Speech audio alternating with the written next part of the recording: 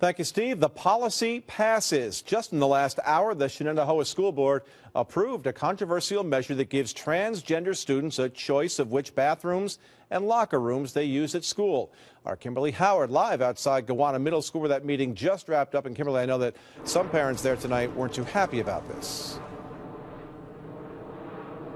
That's right, Greg. After that 4-2 vote, several parents stood before the board a second time, calling board members cowards for approving a policy to avoid a lawsuit that might not happen. Other parents vowing to vote board members out. But we also spoke with the board president just moments ago, who says he feels they made the right decision tonight, one that affects students here within Shenendehowa schools, even if it wasn't the viewpoint of most people at tonight's meeting.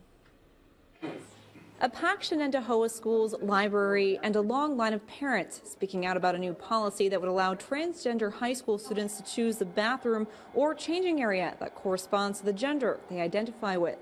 Any requests would be considered on a case-by-case basis by the administration based on certain documentation, the student's age and maturity.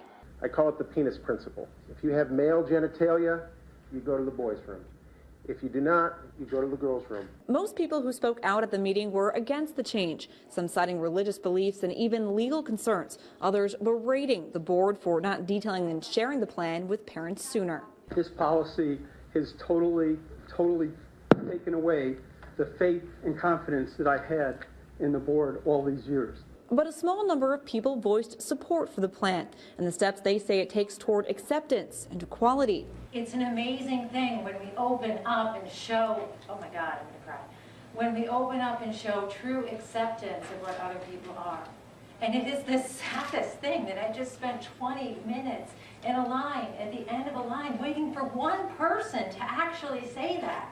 One student pointing out that even though the people who support the change here are in the minority, that's not reflective of the viewpoints within the student body. From the people I've talked to, this policy isn't really an issue for the students. It's more an issue for the parents. Some students who identify as trans, their parents don't agree with, and they need somewhere they can go where they feel safe. And if the school's the only place they feel safe, that's upsetting, but at least they have one place for them. Several board members told me after the vote that the conversation will continue as far as this policy, saying that the policy can be tweaked down the road. And one board member who actually voted no as far as this policy is concerned is hoping that discussion can continue. For now, though, the policy is in effect immediately as it is written. We are live in Clifton Park. Kimberly Howard, CBS 6 News.